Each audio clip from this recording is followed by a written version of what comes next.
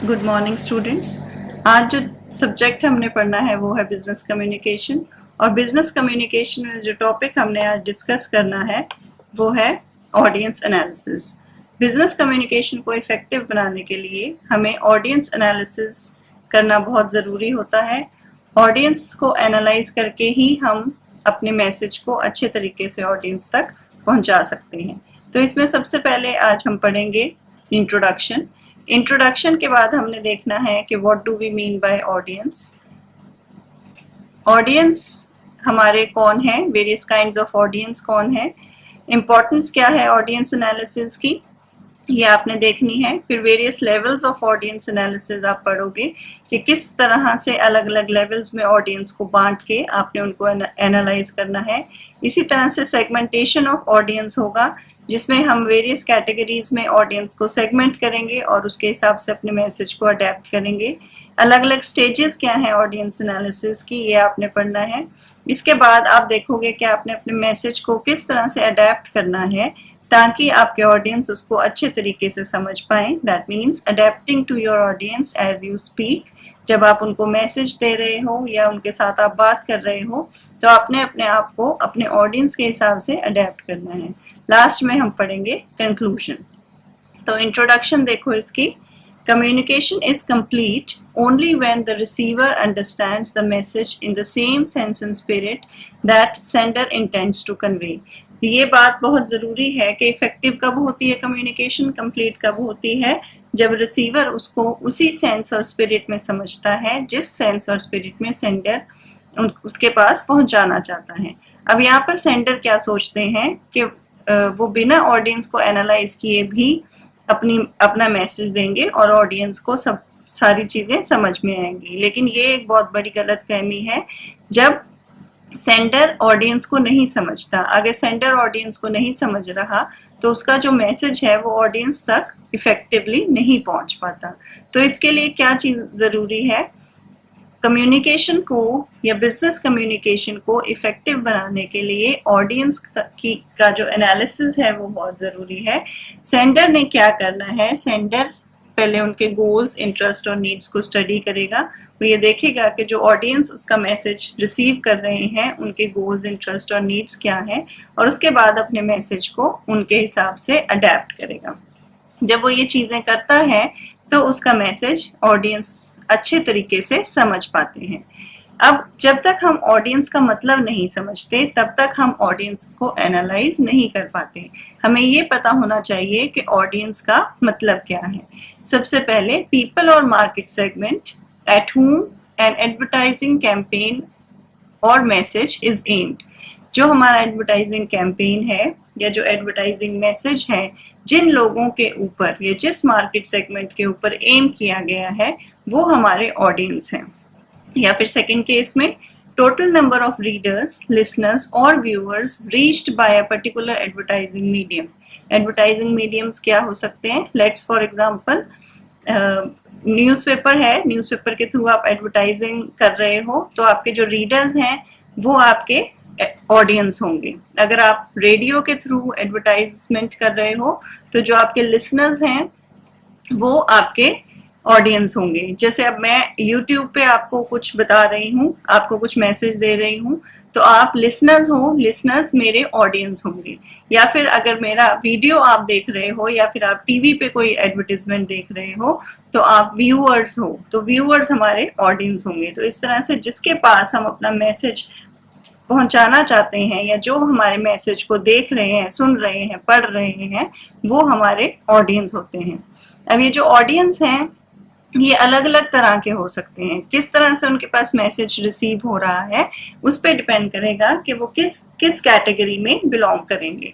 तो 5 तरह के मेन ऑडियंस हमारे होते हैं। सबसे पहला होता है इनिशियल ऑडियंस। इनिशियल ऑडियंस जैसे आपको नाम से पता चल रहा है कि सबसे पहला, initial audience is the first to receive the message. तो मैसेज को जो सबसे पहले रिसीव करेगा वो आपका इनिशियल ऑडियंस होगा। सेकंड है प्राइमरी ऑडियंस। प्राइमरी ऑडियंस कौन होते हैं, ये वो लोग होते हैं जो डिसाइड करते हैं कि आपके मैसेज के ऊपर उन्होंने कुछ एक्ट करना है या उस मैसेज को एक्सेप्ट करना है या नहीं करना। तो वो लोग जिनके ऊपर डिसीजन बेस्ड है कि वो आपके एडवर्टाइजमेंट कैंपेन को एक्सेप्ट कर रहे हैं, उसके ऊपर कुछ एक्ट कर रहे हैं या नहीं कर रहे हैं। इसके बाद आते हैं सेकेंडरी ऑडियंस। सेकेंडरी ऑडियंस वो लोग होते हैं जो आपके मैसेज के ऊपर कमेंट करते हैं या कोई रेकमेंडेशंस देते हैं। जैसे आपके ऑलरेडी एग्जिस्टिंग कस्टमर्स हो सकते हैं, आपके न्यू कस्टमर्स आपके ऑलरेडी एग्जिस्टिंग कस्टमर्स को पूछ सकते हैं कि आपका जो प्रोडक्ट है वो अच्छा है या नहीं। तो उनके कमेंट पे डिपेंड करेगा कि जो प्राइमरी ऑडियंस है वो या जो आपके न्यू बनने वाले कस्टमर्स हैं वो आपका मैसेज पे एक्ट कर रहे हैं या नहीं कर रहे हैं। नेक्स्ट काइंड ऑफ ऑडियंस है gatekeeper audience. Gatekeeper audience कौन होते हैं? ये वो लोग होते हैं जिनके पास पावर है टू स्टॉप द मैसेज। आपके मैसेज को स्टॉप करने की पावर जिनके पास होती है उनको हम गेट कीपर ऑडियंस बोलते हैं। इसी तरह से नेक्स्ट है watchdog audience. Watchdog audience have power and may base action on the message. उनके पास ये पावर है कि वो उस मैसेज के ऊपर एक्शन कर सकते हैं। Now what is the importance of audience analysis? ये जो ऑडियंस एनालिसिस हम बिजनेस कम्युनिकेशन में पढ़ रहे हैं इसकी इम्पोर्टेंस क्या है? जैसे मैंने आपको पहले बताया, it is very very important. Audience analysis जब तक हम नहीं करेंगे तब तक हमारी कम्युनिकेशन इफेक्टिव नहीं होगी। तो सबसे पहले जब भी कोई स्पीकर बोलता है तो ऑडियंस के साथ उसका एक लिंक होना जरूरी है। जब तक वो ऑडियंस के साथ लिंक नहीं बनाएगा तब तक उसके मैसेज को नहीं सुना जाएगा। तो to create a link between speaker and the audience, audience analysis बहुत जरूरी है। अगर एक रिलेशनशिप या अगर एक लिंक दोनों के बीच में होता है तो मैसेज को अच्छे तरीके से कन्वे किया जाता है और मैसेज को अच्छे तरीके से सुना और समझा जाता है। और जब उसको अच्छे तरीके से सुना और समझा जाता है तो हमारी कम्युनिकेशन जो है वो इम्प्रूव हो जाती है, हमारी इफेक्टिव कम्युनिकेशन होती है, बेटर कम्युनिकेशन होती है।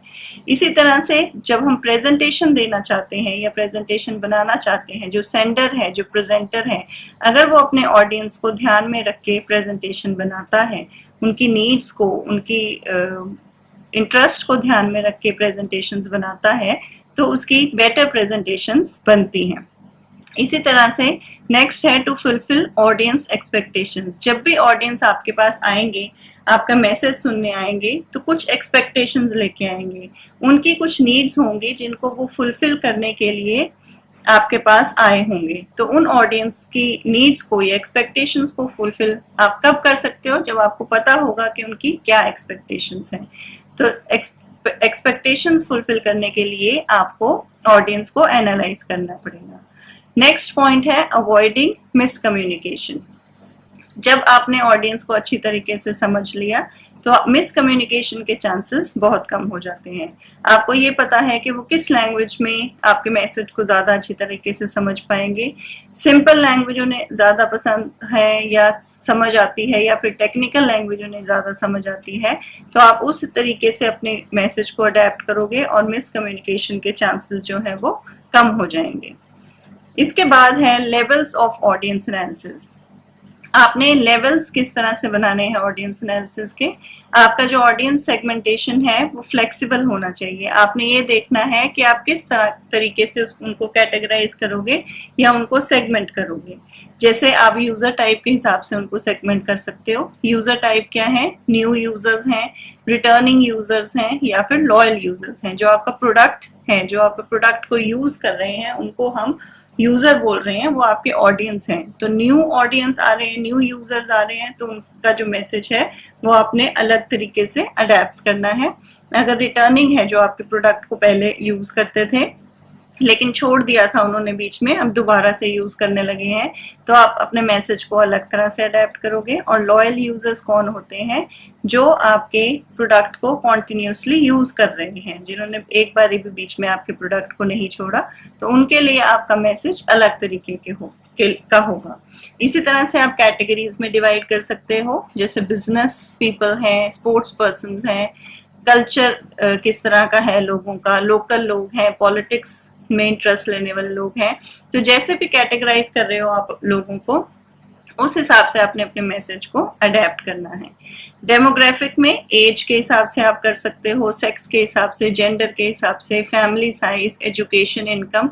तो इस तरह से आपने कैटेगराइज करके या सेगमेंट करके अपने यूजर्स को, अपने ऑडियंस को, अपने मैसेज को अडेप्ट करना है। फिर आप ये देखोगे कि किस सोर्स से आप कम्युनिकेशन कर रहे हो उनके साथ। गूगल के थ्रू कर रहे हो, ट्विटर है, फेसबुक है, या कोई सोशल मीडिया है, डायरेक्ट आपका सोर्स है, किस तरह से आप कर रहे हो, तब उस हिसाब से आप कैटेगराइज करोगे। इसी तरह से टीवी के थ्रू है, फोन के थ्रू है, कंप्यूटर के थ्रू है, इंटरनेट के थ्रू है, क्या डिवाइस है जिसके थ्रू आपने अपनी कम्युनिकेशन करनी है, उस पर भी डिपेंड करेगा कि आप कैसे अपने मैसेज को अडेप्ट कर रहे हो। इसी तरह से जब हम ऑडियंस को सेगमेंट करते हैं, देयर आर अदर फैक्टर्स जिसके हिसाब से हम सेगमेंट कर सकते हैं, जैसे है सोशियो इकोनॉमिक फैक्टर। तो आपके जो ऑडियंस हैं उनको आपने किस तरह से डिवाइड करना है, इनकम के बेस पे डिवाइड कर सकते हो, जैसे हायर इनकम ग्रुप है, मिडिल इनकम ग्रुप है, लोअर इनकम ग्रुप है, या फिर ऑक्यूपेशन के हिसाब से आप कर सकते हो, बिजनेस फैमिलीज हैं, बिजनेस पीपल हैं, उनके लिए अलग मैसेज चाहिए होगा, जो सर्विस क्लास है उनके लिए अलग मैसेज चाहिए होगा। तो ऑक्यूपेशन क्या है उनकी, उसके हिसाब से भी आप उनको डिवाइड कर सकते हो, एजुकेशन लेवल के हिसाब से भी आप उनको डिवाइड कर सकते हो।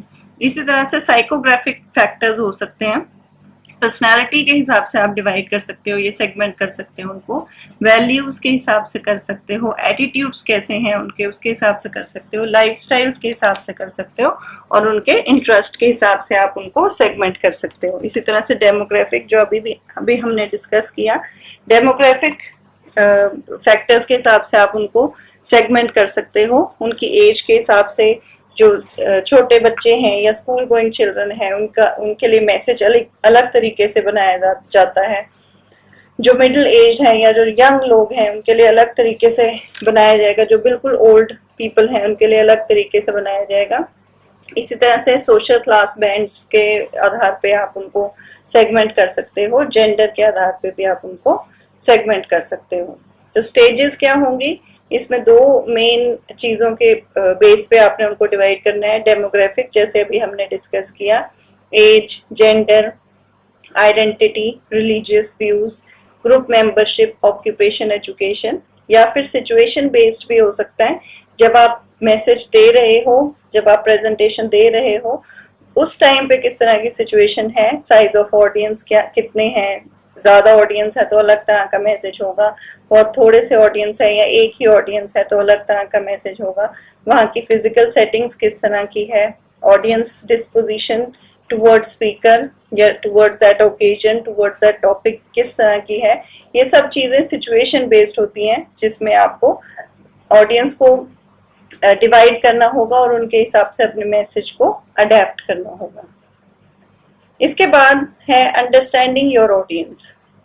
अब ये सारी चीजें जो हम क्लासिफिकेशन कर रहे हैं या जो कैटेगराइजेशन, सेगमेंटेशन हम कर रहे हैं, वो हम क्यों कर रहे हैं, क्योंकि हम अपने ऑडियंस को एनालाइज करना चाहते हैं, अपने ऑडियंस को समझना चाहते हैं।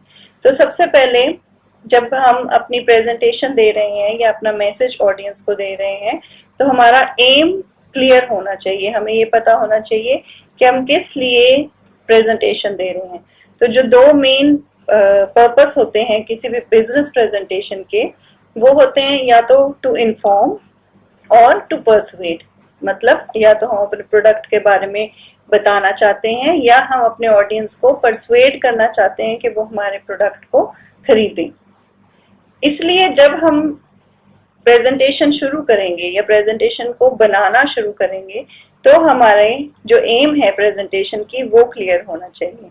इसके बाद हमने आइडेंटिफाई करना है personality types in your audience. जो ऑडियंस आए हैं हमारे पास, उनकी पर्सनैलिटी टाइप्स क्या है, और अपनी प्रेजेंटेशन को हमने उसके हिसाब से एडजस्ट करना है। ऑडियंस की हमने क्लासिफिकेशन करनी है। ऑडियंस की क्लासिफिकेशन के लिए जैसे मैंने अभी आपको बताया कि आप ये देखोगे कि किस पर्सनैलिटी टाइप्स के लोग आपके ऑडियंस में आ सकते हैं। सेकेंडली आपने क्या देखना है कि उनको आप एडवांस में कैसे रिकग्नाइज कर सकते हो। फिर आप क्या देखोगे, अगर आपके मिक्स्ड ऑडियंस आते हैं, मिक्स्ड ऑडियंस मतलब कि एक पर्सनैलिटी टाइप के नहीं है, there are several personality types, तो उस टाइम पे आपने किस तरह से उनको एड्रेस करना है या मैसेज किस तरह से पहुंचाना है। नेक्स्ट जो स्टेप है इसमें that is targeting your audience. आपको ये पता होना चाहिए कि आपके पास जो ऑडियंस आएंगे वो कितने आएंगे, how many people will attend your presentation, क्यों अटेंड कर रहे हैं वो आपकी presentation, this is very important, कि वो उस प्रेजेंटेशन से क्या लेना चाहते हैं, उनकी नीड क्या है, what do they want from the presentation, how are they likely to react to the presentation, वो उस presentation पे किस तरह से react करेंगे, then what level of knowledge do they already have, जिस topic के बारे में आप message देना चाहते हो या जिस product के बारे में आप message देना चाहते हो, उस product के लिए या उस topic के लिए उनकी already कितनी knowledge है। अब जब आप बोलते हो तो आपने कुछ चीज़ों का बहुत ज़्यादा ध्यान रखना है। when while you are speaking you should be आप इस चीज़ का बहुत ज़्यादा ध्यान रखोगे कि ऑडियंस सेंटर्डनेस होनी चाहिए, what they want to know, audience को क्या जानना है आपसे, वो किस लिए आपकी प्रेजेंटेशन में आए हैं या आपके मैसेज को सुनने आए हैं, ये बहुत ज़्यादा ज़रूरी है। और आपने इस तरह का एम्बियंस या इस तरह का माहौल बना के रखना है कि आपके जो ऑडियंस हैं वो आपसे क्वेश्चंस पूछ सकें, आस्किंग और इनवाइटिंग क्वेरीज। आपने उनसे इनवाइट करना है कि अगर उनको कोई क्वेश्चन पूछना है या अगर उनको कोई डाउट है तो वो पूछ सकें। आपकी जो प्रेजेंटेशन है उसकी एम्बियंस इस तरह की होनी चाहिए। Then adapting during the speech, adjust for unexpected circumstances. अगर कोई अनएक्सपेक्टेड सर्कमस्टेंसेस हो जाते हैं ड्यूरिंग योर प्रेजेंटेशन या during the talk with the audience, तो आपने अपने स्पीच को किस तरह से एडजस्ट करना है। To be effective speaker, one must relate to audience existing interest and knowledge. अभी हमने ये किया था कि हमने इसमें ये भी स्टडी करना है कि उनकी ऑलरेडी उस सब्जेक्ट के ऊपर क्या इंटरेस्ट है, कितना इंटरेस्ट है और कितनी नॉलेज ऑलरेडी उनके पास है। तो जब अगर आप बोलते हो, आप इफेक्टिव स्पीकर हो, तो आपने अपने टॉपिक को उनके एग्जिस्टिंग इंटरेस्ट और नॉलेज के साथ रिलेट करना है। अब देखिए आप इस पिक्चर को बहुत ध्यान से, ये थिंकिंग क्लाउड्स बना रखे हैं। ये जो लेडी है she is thinking according to the audience. तो जब वो अलग अलग तरह के ऑडियंस हैं उसके पास, सपोज एक जो सेगमेंट है that is for old age people, दूसरी जो सेगमेंट है वो बिल्कुल स्कूल गोइंग छोटे बच्चे हैं, थर्ड जो सेगमेंट है वो है उसकी जेंडर बेस्ड सेगमेंटेशन हम करते हैं, मेल्स हैं और फीमेल्स हैं। तो जब वो सेगमेंट कर दिया उसने, चार अलग अलग तरह के ऑडियंस उसके पास आ गए, तो उसने चार अलग अलग तरह के मैसेजेस बनाने हैं। तो वो इसलिए ये थिंकिंग क्लाउड जो है ये डिफरेंट शेप्स में बनाए गए हैं, क्योंकि ये जो मैसेज सोच रही है या जो मैसेज ये देगी अपने ऑडियंस को, वो जो अलग अलग ऑडियंस है उनके लिए अलग अलग मैसेज बनाया जाएगा, उनके नीड्स के हिसाब से या उनकी नॉलेज के हिसाब से उसको अडेप्ट किया जाएगा मैसेज को, और वही मैसेज उन तक पहुंचाया जाएगा। तो जब आप बोलते हो, आपके ऑडियंस के रिएक्शन से आपको पता चलता है कि किस तरह का आपका मैसेज जो है वो जा रहा है। तो आपने अपने ऑडियंस के रिएक्शन के हिसाब से भी अपने आप को एडजस्ट करना है। Adapting to your audience as you speak, जब आप प्रेजेंटेशन दे रहे हो या जब आप अपना मैसेज पहुंचा रहे हो ऑडियंस के पास, तो आपने उनके जो नॉन वर्बल क्यूज हैं, नॉन वर्बल जो वो बोल के नहीं बता रहे, उन क्यूज को भी ध्यान में रखना है। जैसे आपका eye contact with the audience, जो आपके ऑडियंस हैं, जो आपके रिसीवर हैं, उनके आई कांटेक्ट से आपको पता चलेगा कि आपका मैसेज उनके पास ठीक से पहुंच रहा है, वो उसको ठीक से समझ पा रहे हैं, वो उसको पॉजिटिवली ले पा रहे हैं या नहीं। तो आपने अपने आप को अडेप्ट करना है। अगर आपको किसी भी स्टेज पे जाके ऐसा लगता है कि आपके जो ऑडियंस हैं वो आपके मैसेज को ठीक से नहीं समझ पा रहे या उनको वो मैसेज पॉजिटिव नहीं लग रहा, तो आपने अपने आप को या अपने मैसेज को अडेप्ट करना है। इसी तरह से उनके फेशियल एक्सप्रेशन से आपको पता चलेगा, उनके बॉडी मूवमेंट से आपको पता चलेगा, और उनके नॉन वर्बल रिस्पॉन्सिवनेस से भी आपको पता चलेगा। वर्बल रिस्पॉन्सिवनेस से भी आपको ये चीजें पता चलेंगी कि वो आपके मैसेज को प्रॉपरली अडेप्ट, आपके मैसेज को प्रॉपरली समझ पा रहे हैं या नहीं समझ पा रहे। लास्ट में हम देखेंगे कि जब भी हम टॉपिक्स कंसीडर करते हैं बिजनेस प्रेजेंटेशंस के लिए to give the message to the audience, तो ये चीज बहुत ज्यादा जरूरी है कि आपने अपने ऑडियंस को दिमाग में रखना है, अपने ऑडियंस को स्टडी करना है। अगर आप अपने ऑडियंस को स्टडी नहीं करते तो आप क्या करते हो कि ऑडियंस की नीड्स फुलफिल नहीं होती, और अगर ऑडियंस की नीड्स फुलफिल नहीं हो रही तो आपकी जो क्रेडिबिलिटी है एज अ स्पीकर वो एंडेंजर हो जाती है। वो क्यों हो जाती है? क्योंकि you are not adapting your message according to the need of the audience. अगर हम अपना मैसेज ऑडियंस की नीड्स के हिसाब से अडेप्ट नहीं करते तो हम एक अच्छे स्पीकर नहीं बन सकते, ना तो हम उनको प्रॉपर इंफॉर्मेशन दे पाएंगे, ना ही हम उनको कन्विंस कर पाएंगे। इसलिए जब भी आपने कोई भी मैसेज अपने ऑडियंस को देना है, कोई प्रेजेंटेशन आपने बनानी है, या आपने अपने ऑडियंस को कन्विंस करना है किसी प्रोडक्ट को परचेज करने के लिए, तो आपने क्या ध्यान में रखना है कि उनको प्रॉपरली एनालाइज करना बहुत जरूरी है।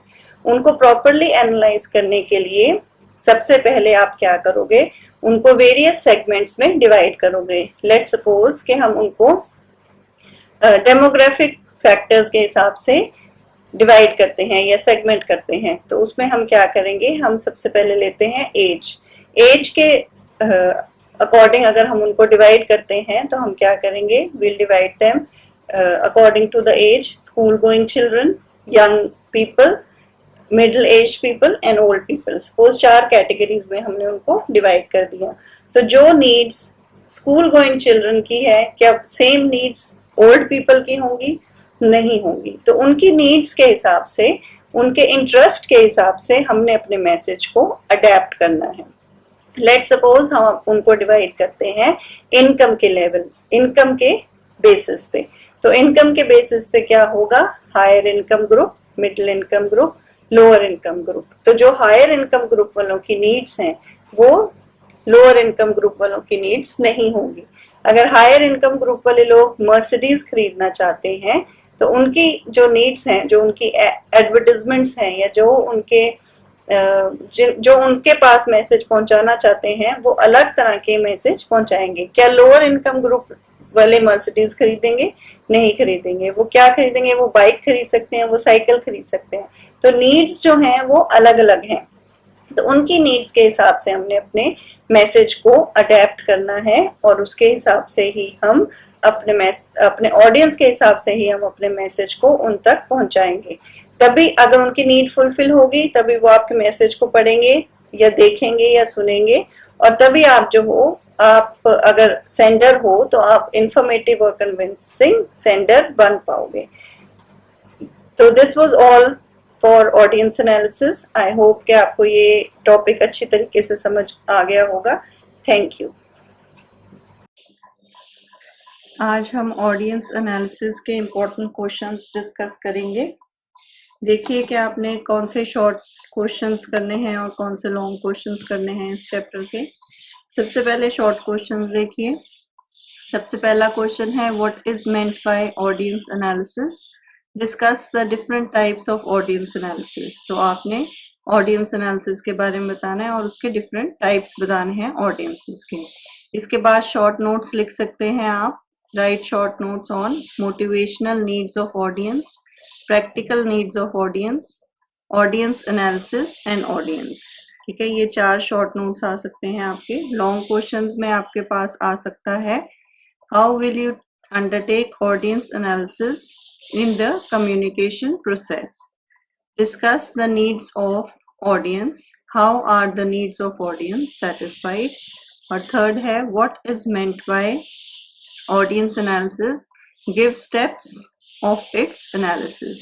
तो ये 3 लॉन्ग क्वेश्चंस हैं जो बहुत इंपॉर्टेंट हैं इस चैप्टर में, जो आपने इस चैप्टर में करने हैं।